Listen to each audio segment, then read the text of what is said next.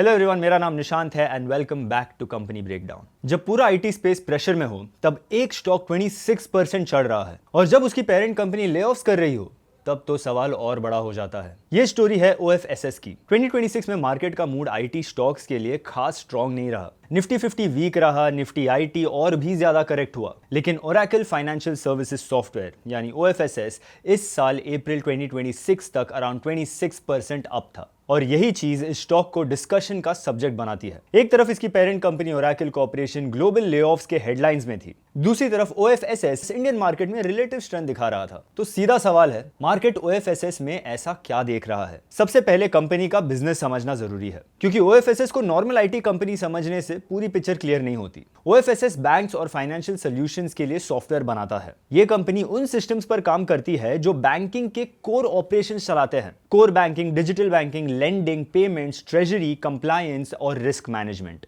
मतलब ये consumer tech company नहीं है और ना ही जेनेरिक आउटसोर्सिंग फर्म है। ये एंटरप्राइज बैंकिंग सॉफ्टवेयर प्रोवाइडर है। इसका फ्लैगशिप प्रोडक्ट ओरेकल फ्लेक्सक्यूब है, globally known core banking platform है। कंपनी के प्रोडक्ट्स 150 से ज्यादा कंट्रीज में यूज होते हैं और 600 प्लस बैंक्स तक का इसका फुटप्रिंट बताया जाता है। सिंपल टर्म्स में OFSS बैंकिंग सिस्टम्स के बैक एंड इंफ्रास्ट्रक्चर का सॉफ्टवेयर लेयर प्रोवाइड करता है। यहाँ एक और इंपॉर्टेंट पॉइंट है, OFSS का बिजनेस इंडिया ओनली स्टोरी नहीं है। इसके क्लाइंट्स लार्जली ग्लोबल बैंक्स और फाइनेंशियल इंस्टीट्यूशंस है। मतलब ये business global banking technology demand से लिंक्ड है, सिर्फ डोमेस्टिक बैंकिंग डिजिटलाइजेशन से नहीं।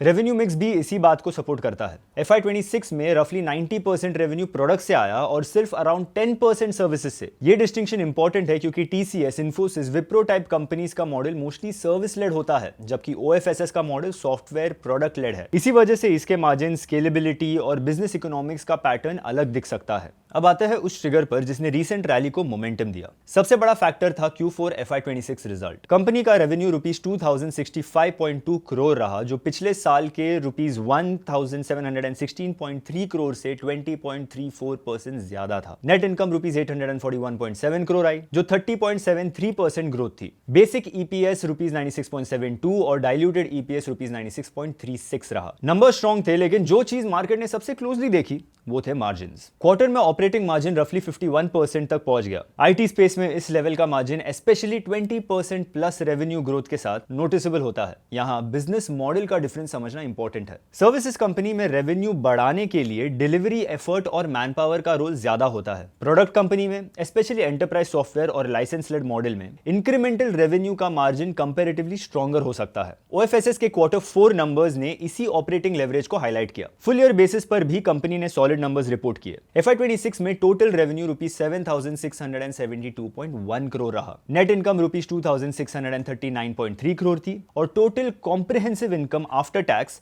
₹2,764.9 crore. Full year basic EPS ₹303.54 and diluted EPS ₹302.11 रहा। ब्रॉड पिक्चर यह है कि कंपनी ने FY26 में ग्रोथ और प्रॉफिटेबिलिटी दोनों दिखाई, लेकिन रैली सिर्फ Q4 रिजल्ट्स की वजह से नहीं थी। मार्च 2026 में OFSS ने अनाउंस किया था कि एक US बेस्ड ग्लोबल बैंक के साथ अराउंड $100 मिलियन का परपेचुअल लाइसेंसिंग डील साइन हुआ है। रुपी टर्म्स में ये रफली ₹940 करोड़ के आसपास बैठता है। प्रोडक्ट कंपनी के लिए ऐसे लार्ज टिकट डील्स मीनिंगफुल होते हैं क्योंकि ये एंटरप्राइज डिमांड और प्रोडक्ट रेलेवेंस दोनों को इंडिकेट करते हैं। डील के क्लोजर कंडीशंस और टाइमलाइन को अलग से मॉनिटर करना पड़ता है, लेकिन अनाउंसमेंट ने मार्केट को एक क्लियर सिग्नल दिया है कि OFSS large strategic contracts close करने की पोजीशन में है। Q4 के साथ एक और मैट्रिक सामने आया जो थोड़ा टेक्निकल लग सकता है, लेकिन बिजनेस विजिबिलिटी के लिए यूजफुल है। रिमेनिंग परफॉर्मेंस ऑब्लिगेशंस यानी RPO। मार्च 31, 2026 तक OFSS का RPO अराउंड ₹7,761 करोड़ था, जो प्रीवियस क्वार्टर से रफली 9.2% हायर था। सिंपल भाषा में ये वो रेवेन्यू है जो कॉन्ट्रैक्ट्स में विजिबल है, लेकिन अभी बुक्स में फुल्ली रिकॉग्नाइज नहीं हुआ।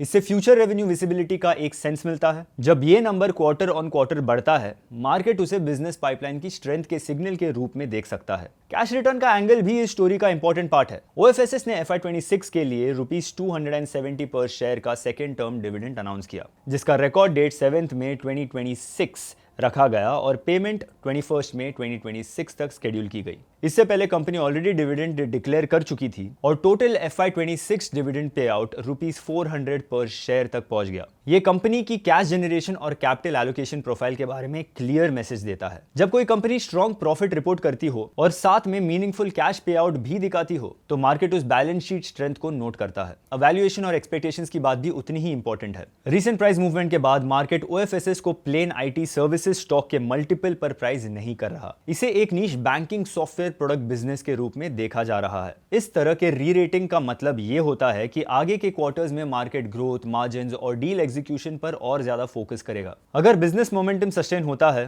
प्रीमियम वैल्यूएशन को सपोर्ट मिल सकता है। अगर ग्रोथ नॉर्मलाइज होती है, मार्जिन सॉफ्टर आते हैं या डील एग्जीक्यूशन में डिले होता है तो स्टॉक रिएक्शन भी चेंज हो सकता है। इसीलिए प्राइस मूव को बिजनेस परफॉर्मेंस के साथ देखना जरूरी है। रिस्क साइड पर सबसे पहला पॉइंट है पेरेंट डिपेंडेंसी। ओरेकल कॉर्पोरेशन की OFSS में प्रमोटर होल्डिंग अराउंड 72.4% है। OFSS का sales and distribution ecosystem historically Oracle network से लिंक्ड रहा है। फाइनल क्लाइंट्स बैंक्स ही होते हैं, लेकिन रूट टू मार्केट और इकोसिस्टम सपोर्ट में पेरेंट का रोल रेलेवेंट है। इसका मतलब ये नहीं कि इमीडिएट इशू है, लेकिन लॉन्ग टर्म स्ट्रक्चर समझने के लिए ये पॉइंट इंपॉर्टेंट है, क्योंकि अगर पेरेंट स्ट्रैटेजी, चैनल फोकस या ग्लोबल अलाइनमेंट में चेंज आता है तो उसका इफेक्ट OFSS पर पड़ सकता है। दूसरा रिस्क कंपटीशन का है। OFSS स्ट्रॉन्ग प्लेयर है, लेकिन स्पेस एम्प्टी नहीं है। बैंकिंग सॉफ्टवेयर मार्केट में टेमेनोस, फिनाकिल, फिनास्ट्रा और FIS जैसे एस्टैब्लिश नेम्स ऑलरेडी मौजूद है। ऊपर से क्लाउड नेटिव प्लेयर्स जैसे मंबू और थॉट मशीन भी मॉडर्नाइजेशन साइकिल का बेनिफिट लेना चाहते हैं। बैंकिंग सॉफ्टवेयर स्टिकी बिजनेस जरूर होता है, लेकिन रिप्लेसमेंट साइकिल्स और क्लाउड अडॉप्शन के टाइम पर कंपटीशन शार्पर हो सकता है। इसीलिए मार्केट शेयर और प्रोडक्ट रेलेवेंस दोनों को ट्रैक करना पड़ता है। तीसरा पॉइंट ओरेकल कॉर्पोरेशन के लेऑफ्स का इनडायरेक्ट ओवरहैंग है। Direct OFSS specific financial impact अभी क्लियरली क्वांटिफाई करना मुश्किल है, लेकिन जब ब्रॉडर ग्रुप लेवल पर लेऑफ्स और रीस्ट्रक्चरिंग होती है तो कभी कभी coordination, sales rhythm, execution pace और एम्प्लॉय मोरल पर असर पड़ सकता है। मार्केट ने अब तक OFSS को कंपनी स्पेसिफिक एग्जीक्यूशन लेंस से रिवॉर्ड किया है, लेकिन ये बैकग्राउंड फैक्टर पूरी तरह इररेलेवेंट नहीं है। अगर पूरी स्टोरी को आसान भाषा में समअप करे तो OFSS एक ऐसा स्टॉक है जिसे नाम के बेसिस पर IT बकेट में डाल देना ईजी है, लेकिन बिजनेस मॉडल उसे अलग बताता है। ये सर्विसेज हैवी IT कंपनी नहीं, बल्कि बैंकिंग सॉफ्टवेयर प्रोडक्ट्स बिजनेस है। इसके क्लाइंट्स लार्जली ग्लोबल बैंक्स है। इसका रेवेन्यू मिक्स प्रोडक्ट लेड है। रीसेंट आउट परफॉर्मेंस के पीछे strong Q4, large licensing deal, rising RPO, strong margins और हेल्दी कैश पे आउट जैसे फैक्टर्स का रोल रहा है। आगे देखने लायक चीजें भी काफी क्लियर है। लार्ज लाइसेंसिंग डील की एग्जीक्यूशन प्रोग्रेस एक वॉच पॉइंट रहेगी। FY27 के लास्ट क्वार्टर में मार्जिन प्रोफाइल और रेवेन्यू मोमेंटम भी क्लोजली देखा जाएगा। Q4 का ऑपरेटिंग मार्जिन रफली 51% था, तो नेक्स्ट फ्यू क्वार्टर्स में मार्केट ये असेस करेगा कि ये लेवल सस्टेनेबल ट्रेंड का सिग्नल था या क्वार्टर स्पेसिफिक स्पाइक। साथ ही बिजनेस पाइपलाइन और कॉम्पिटिटिव पोजिशनिंग पर भी नजर रहेगी। नेट OFSS को समझने का सही लेंस ये है कि ये नॉर्मल IT सर्विसेज स्टॉक नहीं, बल्कि बैंकिंग सॉफ्टवेयर प्रोडक्ट्स बिजनेस है।